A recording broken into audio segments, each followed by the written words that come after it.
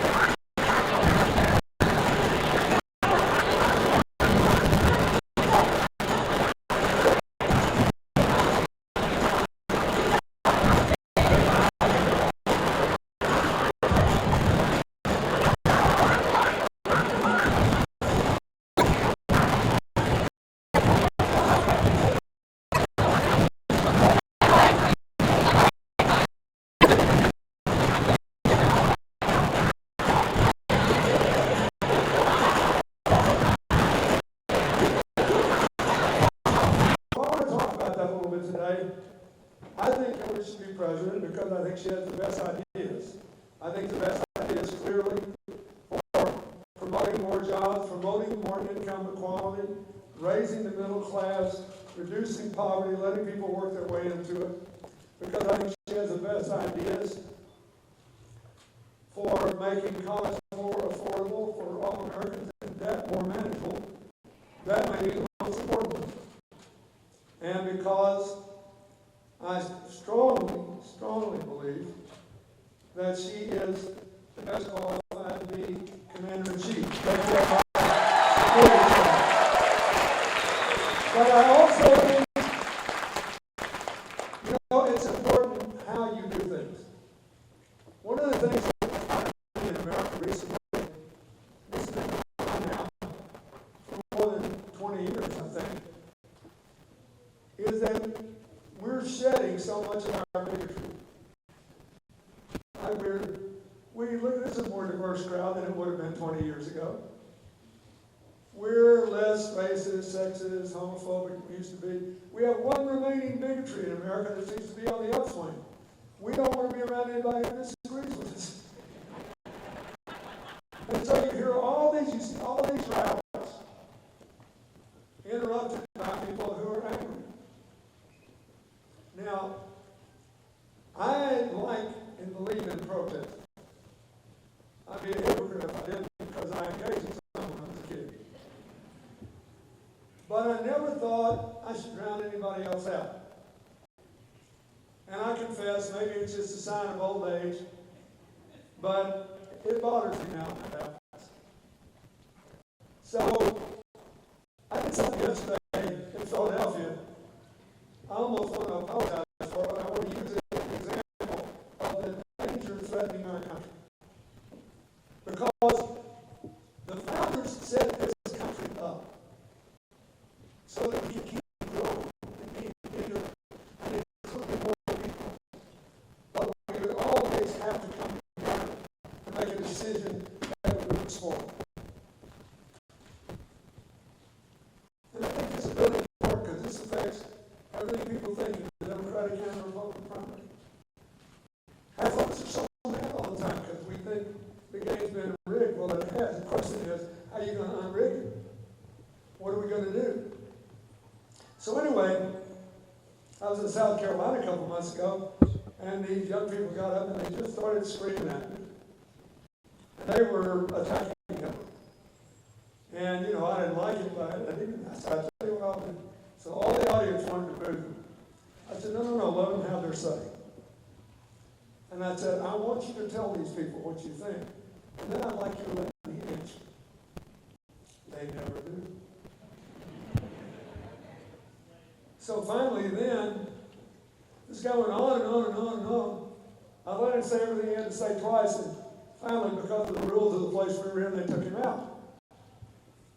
So yesterday, in Philadelphia, in a predominantly African-American ward where all the people there, the leaders, were supporting Hillary and knew what she had done to help advance their causes from the time she got out of law school and went to Alabama to expose segregated academies illegally claiming tax credits, and to South Carolina to expose young African-American teenagers being kept in adult jails, which led to the big juvenile justice reform there, all through her life.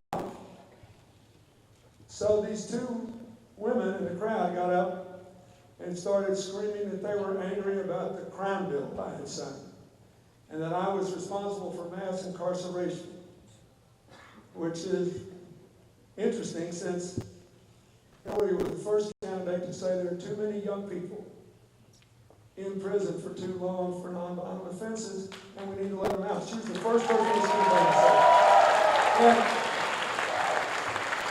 But what the women were referring to was the crime bill I signed and now Vice President Biden sponsored. Now, and it is true, it had longer sentencing provisions. It is true that they led to some people going to jail for too long in ways that cannot be justified. And I I went to the NAACP convention last year and said that, and said it was way past time to change, but pointed out, just as Hillary did, you can't just let these kids out of prison unless they have education, training, job placement, transition support, so they don't turn around and go back in. They need to be able to start again and rise again. Anyway, that's what I was trying to say, but she didn't want me to say it. So I rather vigorously defended my wife, as I wanted to do. And I realized finally I was talking past her the way she was talking past me. We got to stop that in this country. We got to listen to each other.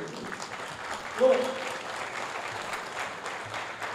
you're living in a country where young African Americans think their number one threat now is from police officers.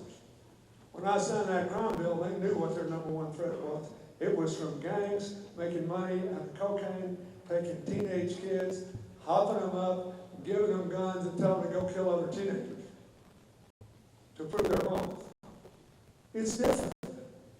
We all have different experiences. We cannot learn anything unless we listen. And we are all, just as I was yesterday, vulnerable to get to some point where somebody says something, I don't want to listen to this anymore. She said, you ought to apologize for Rwanda. I didn't send troops into Rwanda. I apologized for it 18 years ago, and I wrote about it in my book.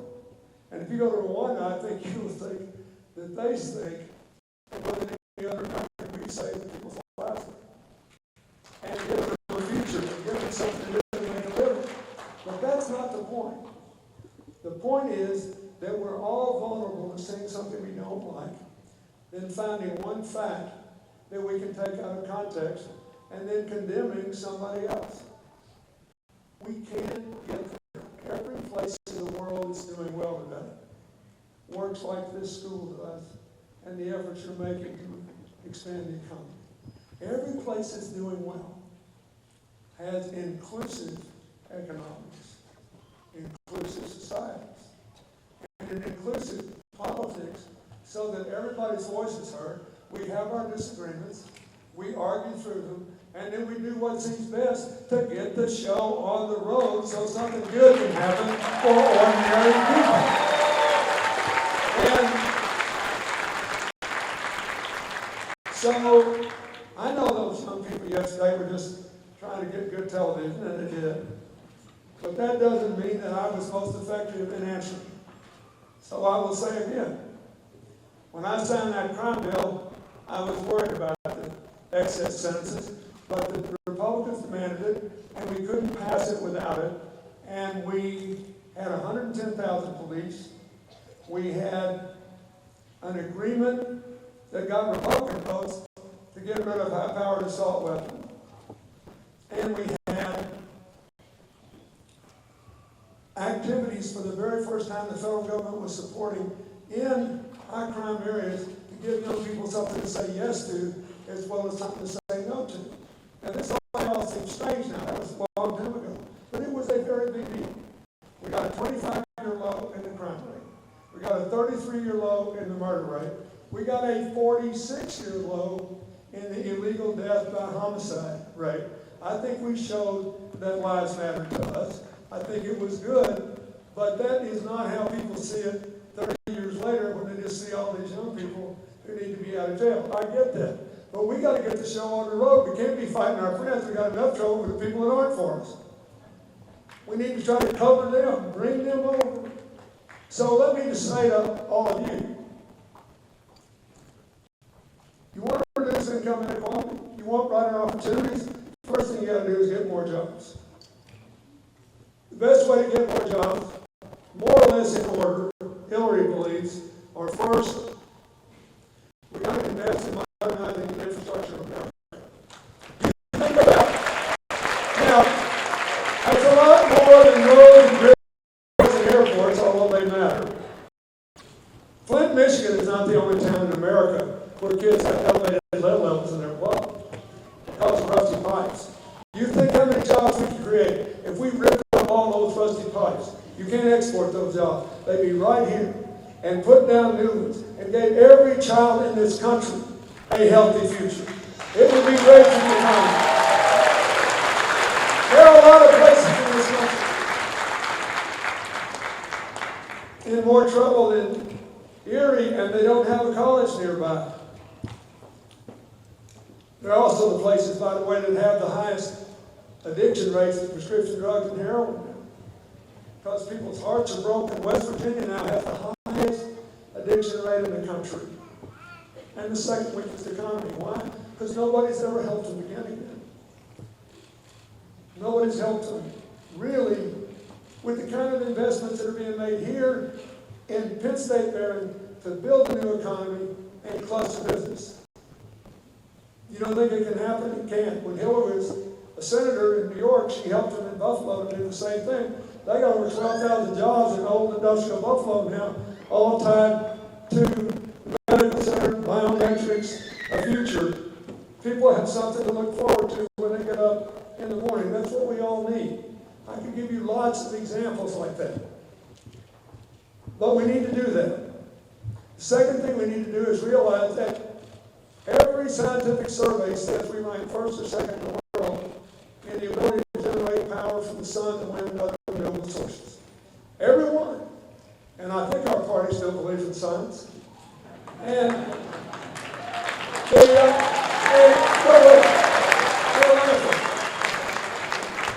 just so you don't think this is something for sunny places like Florida and South Texas and California, Nevada, New Mexico, Arizona.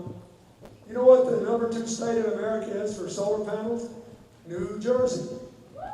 You know there are 3 states in America that already get over a third of their electricity from the wind. What are they? Minnesota, Iowa, and Texas. The oil capital of America. Why am I saying this? First of all, because it empowers local people to make more money and buy things. Lowest power costs in the country are in Iowa. If we had those rates in Pennsylvania, you'd have more manufacturing jobs come back. And we can do that. So she said, we're going to have a million of these panels in 4 years. It's a moonshot. We'll maximize the wind power. We'll hire Americans to build transmission lines from where the wind blows, which is largely where people don't live, to where they are. And we will grow together. We will invest in access to broadband that's affordable in every small town and rural area in America, so everybody can be in the national economy.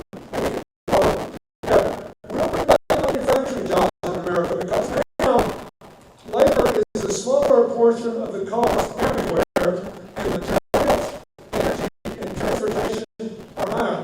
You want manufacturing jobs in America? Let's remind ourselves, we're the biggest market in the world. If you save the transportation costs, you can pay pretty high wages. Bring the jobs home in modern manufacturing. Ohio may be leading the country in that. We can do exactly the same thing. But that's what they were. By twice what the pollsters said they were. Because they were looking to the future. And the head of the manufacturing caucus in the Congress said, she knows more about this than anybody who ever had money for president. And I'm for her, and they want to do.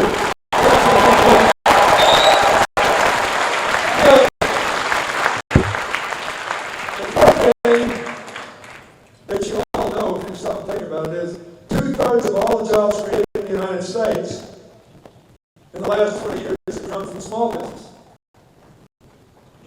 A lot of you work in them, you may own them, a lot of the young people may have a dream of starting one.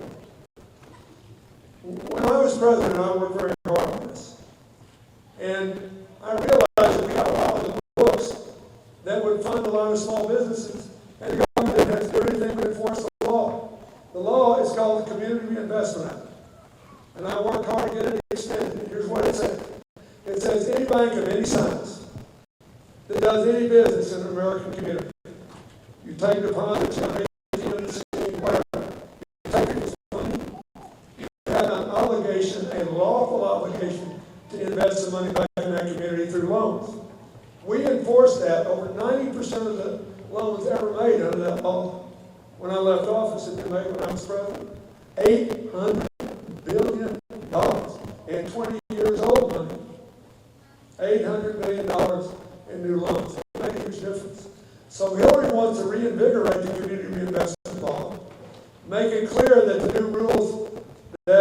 keep Wall Street from wrecking Main Street again, don't apply small business lending, and get the show on the road so we can have the small business economy grow again, it will pay you. Now,